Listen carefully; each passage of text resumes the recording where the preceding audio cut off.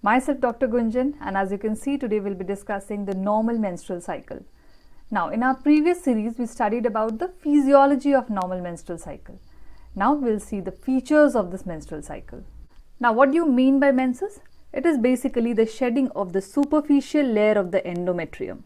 Now remember, we had studied that the endometrium has got a superficial layer and a deep layer, or the zona basalis, and it is this superficial layer which is shed during menses, and the regeneration of the endometrium, it occurs from the zona basalis.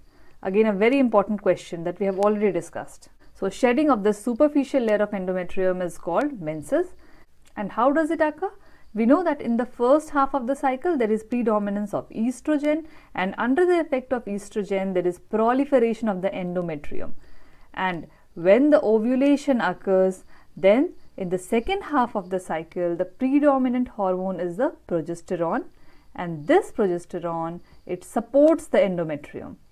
It basically causes the desterilization of the endometrium. And subsequently, when there is decreased level of progesterone because of the degeneration of the corpus luteum, then because of this decreased progesterone, the support to the endometrium will be lost, and subsequently menstruation occurs.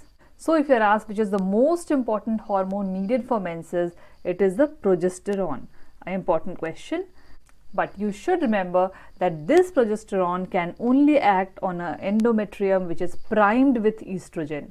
So if you are asked that which is the hormone responsible for menses, and in the option you have estrogen plus progesterone, then you should always go for this answer. But if you have been given progesterone, estrogen separately, then the most important hormone is progesterone. Then the most frequent question that a gynecologist is asked is how to postpone the menses or prepone the menses. So with this basic knowledge, we know that if we start the progesterones, then there will be high level of progesterone in the body, and subsequently it will not allow the menses to occur. Only when you stop this progesterone, the level of progesterone goes down, and then the menses will start. So if you are asked the prescription for postponing the menses or preponing the menses, then you should give progesterone. And either you can give norethistron acetate in the dose of 5 mg BD till you want to postpone the menses, or you can give medroxyprogesterone acetate in the dose of 10 mg BD again till the time you want to postpone the menses. And once you stop these drugs, the menses will start in another 2 to 3 days. Then one important thing is that these drugs, they should be started around 3 to 4 days before the expected date of menses. Now, how does the normal menses occur? We have already seen that because of the degeneration of the corpus luteum, there will be decrease in the level of progesterone in the body, and this will lead to the release of metalloproteinase enzymes. And this metalloproteinase enzyme, it causes ischemic necrosis of the endometrium and thereby shedding of the endometrium, leading to the onset of menses. Now we know that progesterone is a smooth muscle relaxant. So if there is decrease in the level of progesterone, it will subsequently lead to vasoconstriction. And in turn, because of this vasoconstriction, there will be release of PGF-2α, a prostaglandin which causes increased myometrial contraction, spasm of the uterus, and thereby leading to dysmenorrhea. So you can say that this dysmenorrhea, it is an indirect evidence of ovulation. And this is a very important question, that which is the prostaglandin involved in dysmenorrhea, and it is PGF-2α. Now let's see the characteristic of a normal menstrual cycle, and the normal length is around 21 to 35 days. Few studies quote it as 24 to 38 days, but if you remember 21 to 35 days, this is sufficient. And in this, the average length is 28 days. Around 15% of the population have 28 days cycle. Then during the cycle, they bleed for around 4 to 6 days at an average, but if you are asked the range, then it is 2 to 7 days. If it is more than 7 days, then we call it menorrhagia, and if it is less than 2 days, then we call it hypomenorrhea. Now the average blood loss during a menstrual cycle is around 35 ml, and it ranges from 5 to 80 ml. Again, if the bleeding is more than 80 ml, we call it menorrhagia, and if it is less than 5 ml, we again call it hypomenorrhea. So if you're asked the average blood loss, you should always look for option near to 35 ml. Now this was about the features of the normal cycle. Now let us talk about dysmenorrhea, which almost always accompanies the menses. Now what is this dysmenorrhea? The pain during menses. In simple words, you can say the pain during menses is called dysmenorrhea. And it can be either the primary dysmenorrhea or secondary dysmenorrhea. So first let's talk about the primary dysmenorrhea, and as the name suggests, primary. So in this there will be no pelvic pathology, and the pain is because of the prostaglandin PGF-2α that causes myometrial contractions, spasm of the uterus, and therefore this is also called spasmodic dysmenorrhea. So primary dysmenorrhea is synonymous with spasmodic dysmenorrhea, and you can get a question either as a primary dysmenorrhea or the features of spasmodic dysmenorrhea. Remember, they are one and the same things. Now the next important feature is that it is seen in the younger age group, and they usually disappear after childbirth. So they are rarely seen in the reproductive age group. And the typical feature of primary dysmenorrhea is that the pain begins few hours before or just after the onset of menses. There will be no pain from beforehand. The pain will start either at the time of menses or few hours before the onset of menses. And it usually subsides after the onset of menses. Once the menses have started, so they will subside in another 12 hours. And they never persist more than 48 hours. Again, a very important feature. They never persist more than 48 hours. So remember all these statements, because you can get question from any of these statements. Now I told you that this primary dysmenorrhea, it is the indirect evidence of ovulation. So the anovulatory cycles, they are painless because in them there will be no PGF-2α, no release of PGF-2α, because this PGF-2α is because of the decreased level of progesterone. Now try to correlate that this primary dysmenorrhea, it is because of the PGF-2α, that is in turn released because of the decreased progesterone levels, and that is in turn because of the ovulation. So if there is no ovulation, so there will be no pain. So anovulatory cycles, they are painless cycles. A very important fact. Anovulatory cycles, they are painless cycles. Now this was about primary dysmenorrhea. Now coming to the secondary dysmenorrhea.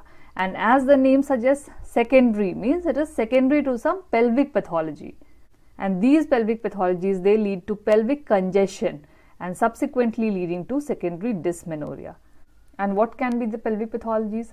It can be associated with endometriosis, adenomyosis, fibroids, polyps. So secondary to these pathologies, it can lead to pelvic congestion and thereby leading to secondary dysmenorrhea. And this is the reason that secondary dysmenorrhea is also called congestive dysmenorrhea. They are one and the same things.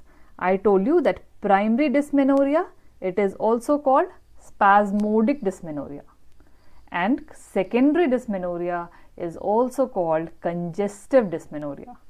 Now this is seen in the reproductive age group. We told that the primary dysmenorrhea, it is rarely seen in the reproductive age group. Now here we talk that secondary dysmenorrhea is seen in the reproductive age group. In this, the pain is present 3 to 5 days before the onset of menses, and they do not subside even with the onset of menses. So a pain which starts to 3 to 5 days before the onset of menses, and they do not subside even with the onset of menses. So they'll continue even after the onset of menses. Now coming to the management, and in case of primary dysmenorrhea, the first treatment, the treatment of choice is NSAIDs, and in this you can give mefenamic acid. These are basically the cyclooxygenase inhibitors, and therefore they will relieve pain. Now another important thing is that if this dysmenorrhea is associated with menorrhagia, then in that case the treatment of choice becomes OCPs, the oral contraceptive pills. And these OCPs, they need to be given for 3 to 6 cycles. And we know that the OCP contains synthetic estrogen and synthetic progesterone, and the estrogen, we know it has a negative feedback action on FSH. Thereby, if you give synthetic estrogen, it will lead to decrease in the levels of FSH and the natural estrogen. And the progesterone component, it has a negative feedback action on the LH, thereby the level of LH will reduce and the progesterone levels decrease, and subsequently it will lead to anovulation. And I have already told you that the anovulatory cycles, they are the painless cycles. So they will relieve the primary dysmenorrhea as well as menorrhagia. But one very important thing is that even in cases of primary dysmenorrhea, if the patient is not relieved even after giving OCPs, then the next choice is laparoscopy. You need to go for laparoscopy to rule out pelvic pathologies. And in this, a very important pelvic pathology that you should keep in mind is endometriosis. So even if the primary dysmenorrhea, it is not relieved on giving OCPs, then you should go for laparoscopy to make a proper diagnosis. Now coming to secondary dysmenorrhea, and since it is because of some underlying pathology, so you need to treat that underlying disease. Now we know these OCPs, they are used as contraceptives.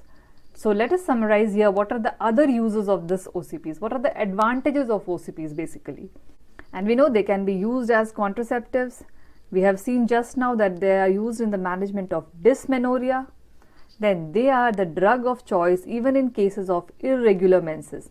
They regularize the menstrual cycle. Then they also are protective for ovarian cancer. We told that the more the number of ovulation, more injury to the ovaries, and it will lead to ovarian cancer. So if one is giving OCPs, then it is protective for ovarian cancer.